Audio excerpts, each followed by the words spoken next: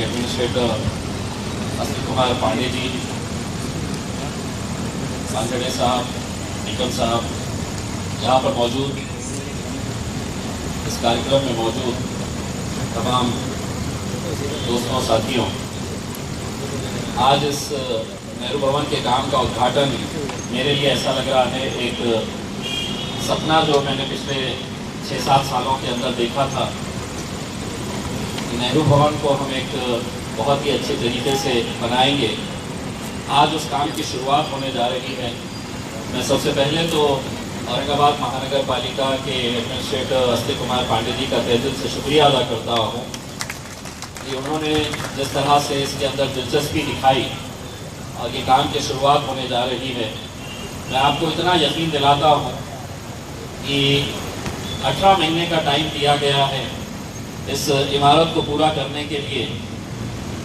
मैं ये दावे के साथ कहूँगा इंशाल्लाह 2 साल के अंदर ये इमारत यहाँ पर जब खड़ी रहेगी तो औरंगाबाद में शायद इससे खूबसूरत इमारत आपको कहीं और देखने को नहीं मिलेगी जितना नेहरू भवन को हम बनाएंगे।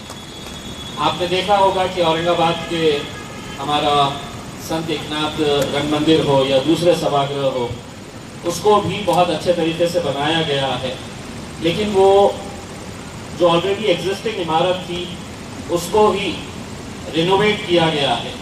ये नेहरू भवन जो है इसको गिराकर पूरी तरह से एक नई इमारत तैयार की जा रही है। तो किसी तरह की कोई भी इसके अंदर गुंजाइश रखी नहीं गई है। एक फिट का यहाँ पर एक ज़मीन के हिस्से का पूरा सही तरीके से इस्तेमाल कैसा हो सकता है। अभी आज जो यहाँ पर इसकी सीटिंग कैपेसिटी है नेहरू भवन की, वो जब बन जाएगा नया नेहरू भवन, उसकी सीटिंग कैपेसिटी और ज़्यादा रहेगी। बहुत सारे यहाँ पर शॉप्स और ऑफिसेस के लिए जगह रखी जाएगी। जब अस्तिक कुमार पांडे जी के साथ इस नेहरू भवन के ताल्लुक से हमारी मीटिंग चल रही थी तो एक बड़ा सवाल ये पैदा हो रहा था कि इसका फंड कहाँ से जमा किया जाए, पैसे कहाँ से लाए जाए। मैंने उनको ये कहा था कि जिस दिन आप इसका भूमि पूजन करेंगे ये दुकान वाले इसके ऊपर टूट पड़ेंगे कि ये दुकान हमको मिलना चाहिए करके। तो पैसा जो है इसके लिए कमी नहीं होगा। सेंट्रल गवर्नमेंट का भी इसके अंदर हम कंट्रीब्यूशन लेने की हम प्रयास जारी है।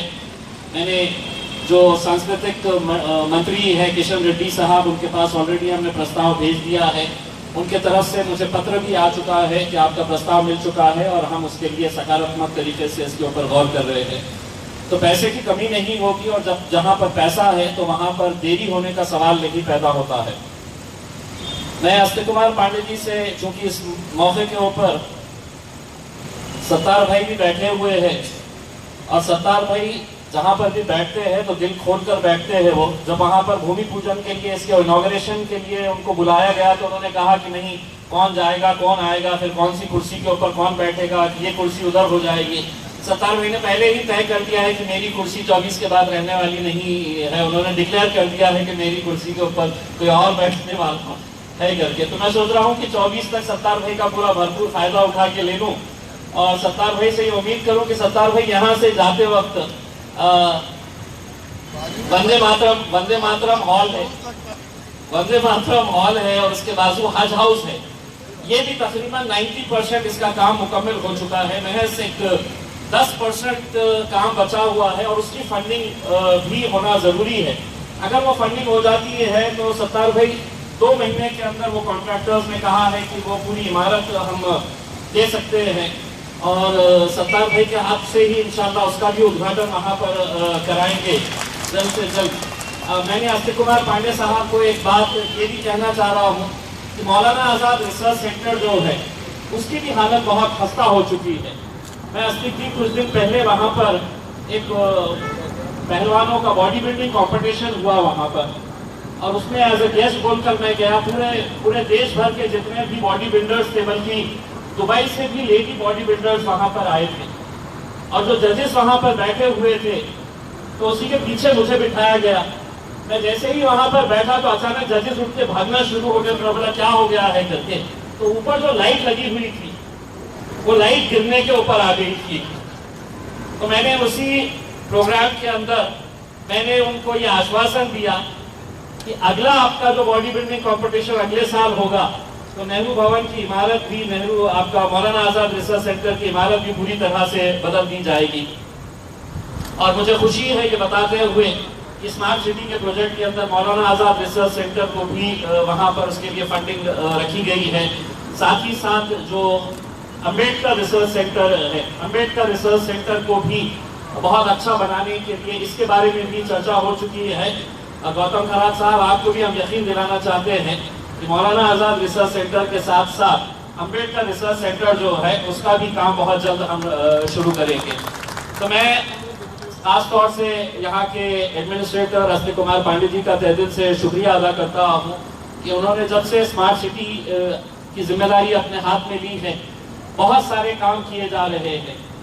लेकिन ये शहर का दुर्भाग्य ये है कि इतने सालों का बैकलॉग है, इतने सालों से जो काम नहीं हुआ था, अब वो काम इस वजह से हो रहा है कि अब सत्तार भाई मंत्री बन गए हैं और बहुत दिल खोल कर वो पैसा देते हैं। मेरी उम्मीद यही है कि सत्तार भाई जब भाषण करने के लिए खड़े रहे तो कम से कम वहाँ पे जो हज हाउस का है और वंदे मातरम हॉल जो है वो उसके ताल्लुक से भी पीछे से जमीर कादरी साहब मुझे इशारा कर रहे हैं कि औरंगाबाद महानगर पालिका हर साल यहाँ पर मुशायरे का प्रोग्राम ऑर्गेनाइज करता था और जिसको महानगर पालिका पूरी तरीके से ऑर्गेनाइज करती। 2-2.5 सालों से अस्तिक कुमार जी लोग हैं तो घरों में बैठे हुए थे और आपने इतने वॉलंटियर छोड़ रखे थे उनके पीछे कि ये नहीं करना, वो नहीं करना। थोड़ी सी आज़ादी मिली है तो अब चाहेंगे कि कुछ कल्चरल प्रोग्राम्स भी इसके अंदर लिए जाए। तो मैं चाहूँगा कि मुशायरे हो या कभी सम्मेलन हो, ऐसे प्रोग्राम्स के लिए भी कुछ बजट का प्रोविज़न किया जाए। मैं एक बार आप तमाम को ये आश्वासन देना चाहता हूँ कि 2 साल के अंदर ये नेहरू भवन तैयार होगा। मुझे खुशी है इस बात की कि आज जालना रोड के ऊपर भी 400 बेड के हॉस्पिटल का काम शुरू किया गया है और वो 400 बेड का जो हॉस्पिटल औरंगाबाद में आ रहा है उसके साथ साथ महानगर पालिका ने भी ये जिम्मेदारी उठाई है स्मार्ट सिटी के जरिए कि हम बहुत सारे जो हमारे हॉस्पिटल्स हैं उसमें नए हॉस्पिटल्स को ऐड करें और साथ ही साथ जो महानगर पालिका के स्कूल जो हैं उसको भी हम किस तरह से बेहतर बना सकते हैं वो अस्तिक कुमार पांडे जी स्मार्ट सिटी के बजट के अंदर उसका भी प्रोविजन कर रहे हैं। तो मैं समझता हूँ कि औरंगाबाद के अच्छे दिन अल्हम्दुलिल्लाह आ गए हैं और अगर सत्तार भाई की कृपा रही तो 2024 के बाद भी अच्छे दिन यूं ही चलते रहेंगे इंशाअल्लाह। बहुत बहुत शुक्रिया।